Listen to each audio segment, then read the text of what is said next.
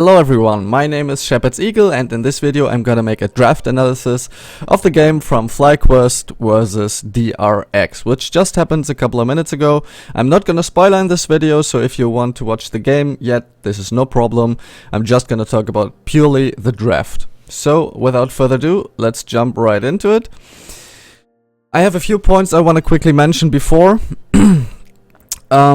we get into the draft itself. I stopped the draft in the pick order so we can follow a bit where the teams drafted themselves their comp for. So basically what you have to emphasize is, or put emphasis on, that NA teams basically have a tendency to go late game for team fights. A lot of NA teams are pretty comfortable doing that and they are strong in team fights. I think we saw also from Power of Evil that he has a great impact in late game, so keep that in mind.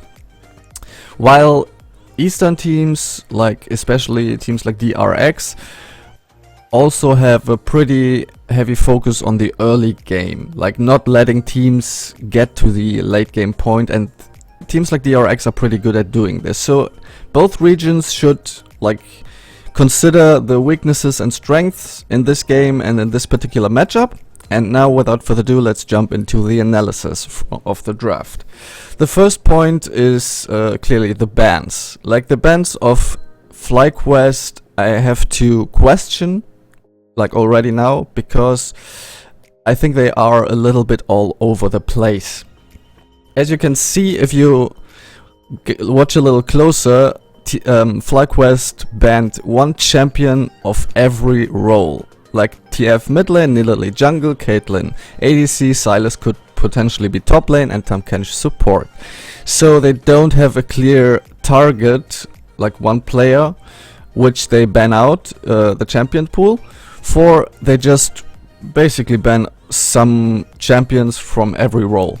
So I don't like what they did there in the whole review. Like if you watch all 5 bans after the bans expired, you can do it. You can argue like that every single player got one of his comfort bans, but still in the overall picture, I don't see any sense in banning like this. So let's keep that in mind.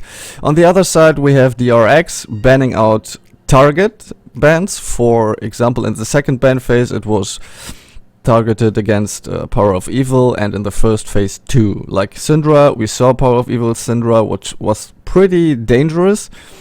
They got their only win at Worlds, like with Power of Evil on Syndra carrying the whole team basically. So they banned that out in the first round. In the second round, they targeted mid lane 2, Orianna and Kassadin taken away from DRX. So Power of Evil's champion pool is already a little bit downsized, I would call it.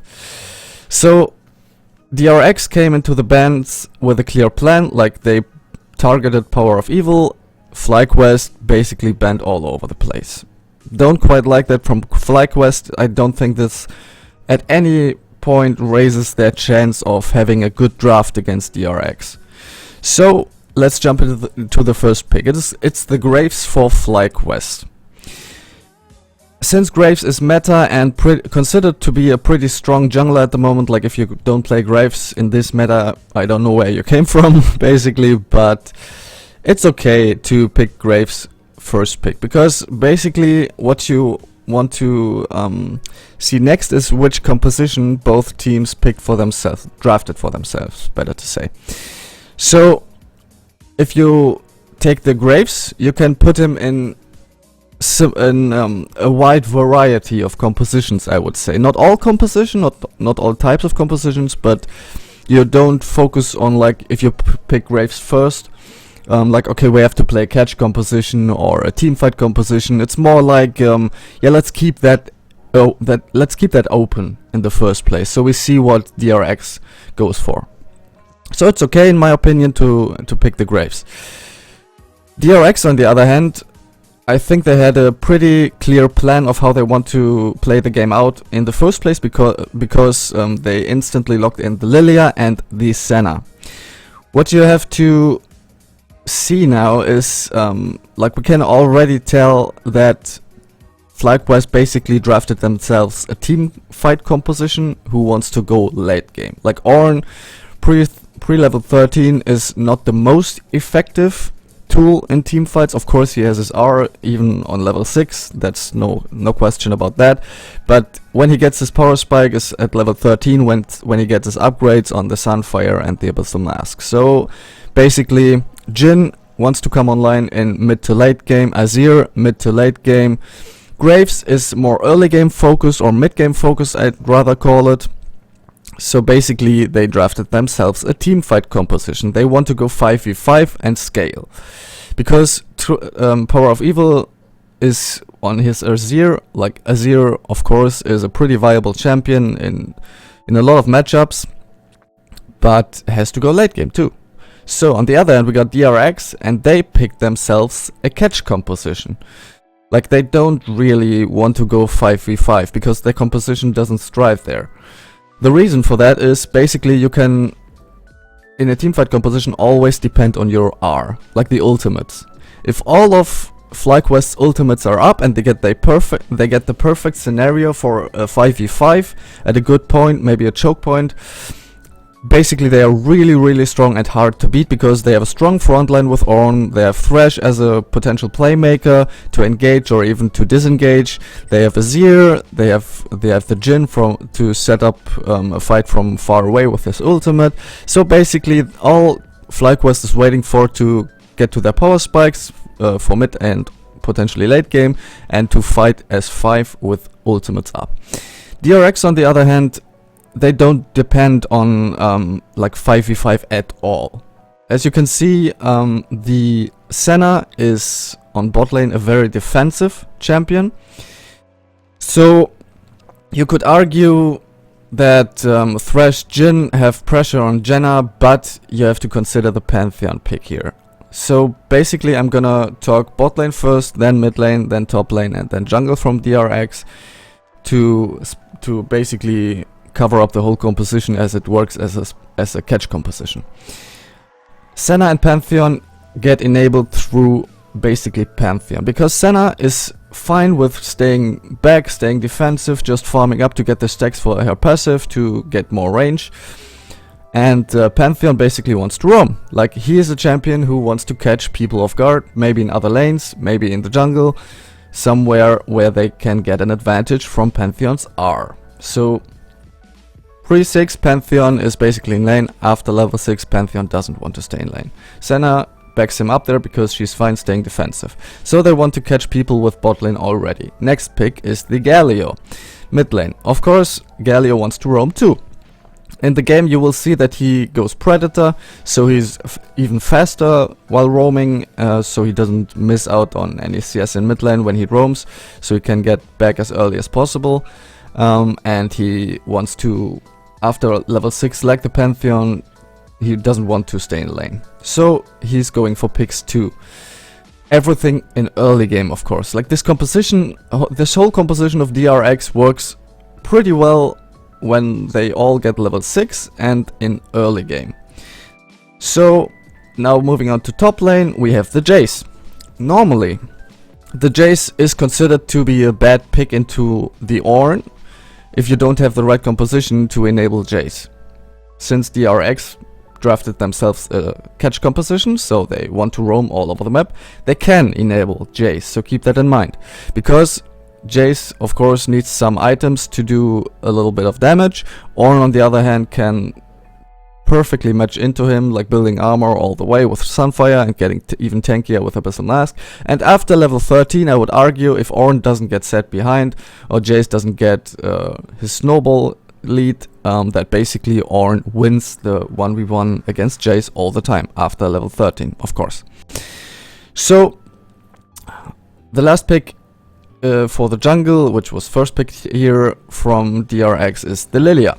Lilia into Graves, I consider, if you have again the right composition around Lilia, I consider Lilia pretty strong. Why? Because Lilia is a lot faster moving around the map when she has stacked her passive, like the movement speed.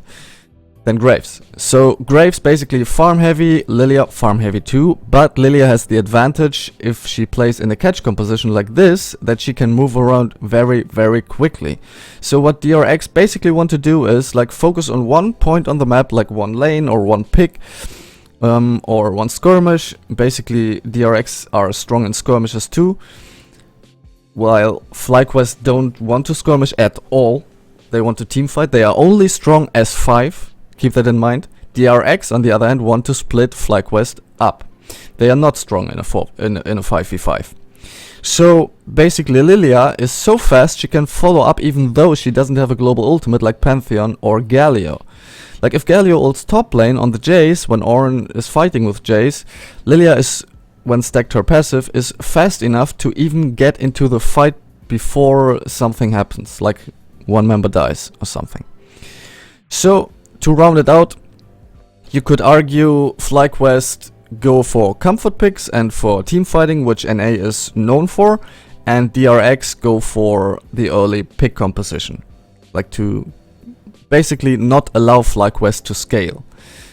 You will see in the game that, well, I would call it without spoiler, DRX play that very, very well, and FlyQuest struggle a little bit with this very early on.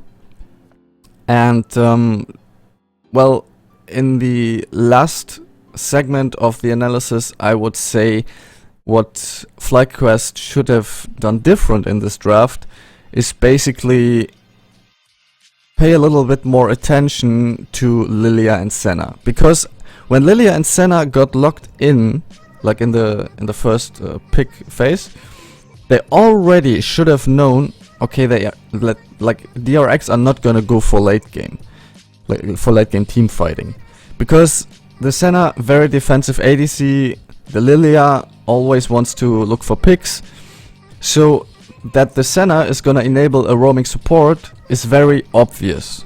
And FlyQuest should have known that when they saw those two picks. And that Graves is not really good at keeping up with the speed of a Lilia should also be clear. So basically, these two picks told FlyQuest that the game plan, like playing for the late game team fighting 5v5 composition, is not very likely to happen with these two picks.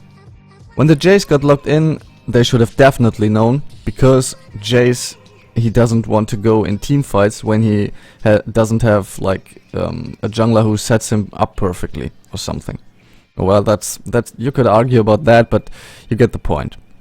Anyways, I think the Galio and the Pantheon were the last two picks. So here DRX clearly showed, okay guys, we are playing the catch composition, so they kept that a little like for the last two picks, because if you pick Pantheon and Galio first, it's pretty clear that you are only playing for catches, and that would have revealed their whole game plan within the first two picks, so they picked that last. I like that from DRX. But Team Liquid were like pretty straightforward going for the teamfight composition with these three picks, so DRX, like you can see that in the last ban phase. FlyQuest, I always want to say Team Liquid because last time I did an analysis of Team Liquid. But anyways, with these three picks, like Graves, Jhin and Ornn, DRX must have known that FlyQuest is going for a 5v5 late game teamfight composition. So they banned in the second ban phase the Kassadin and the Orianna, because those two guys, if they get to late game, are real threats. Like a Kassadin level 16, everyone knows this, is pretty dangerous. They didn't want to give that over to Power of Evil, so they could draft their catch composition safely. I think personally I like DRX's draft a lot more than FlyQuest's draft, because FlyQuest didn't adapt. They could have adapted, they had the chance. I don't know why they didn't do it. Maybe it's comfort, maybe I don't know, whatever. And DRX like perfectly out drafted FlyQuest in this phase. So basically that's my analysis. Have fun watching the game if you didn't do it yet. And tell me in the comments what you think. If you want me to do more stuff like this, like analyzing drafts or analyzing gameplay, I'm gonna do that of course too. Comment below, leave a like, and please subscribe so I know that there's interest, because I'm really I really would like to do more of this stuff, but of course this works best when I get feedback, because if you don't know it yet, I'm on my way to become a League of Legends team coach. That's my dream and I'm working hard for it right now. I'm putting a lot of effort, like learning every day about whatever about whatever it takes to get there, and hopefully you enjoyed the video. So basically, take care and see you guys next time.